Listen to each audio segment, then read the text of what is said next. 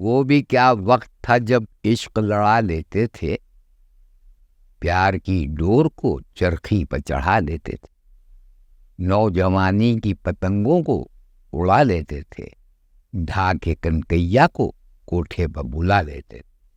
धड़कने सुनते थे हम डोर पर रखे हुए कान, बांध देती थी वो कन्नों में कभी खत कभी पान। बांध देती थी वो कन्नों में कभी खत कभी पान, बांध कर डोर में हम टीन के डिब्बों को हुजूर। खूब लेते थे मोहब्बत भरी बातों का सुरूर। वो ये कहती थी बहुत धूप है, मैं हूं मजबूर। मैं ये कहता था नहीं जाने तमन्ना मेरी हूर। घिर के आ जाएं इसी धूप में बादल काले, तू जो जुल्फों से मेरी डोर पर पेटा डाले।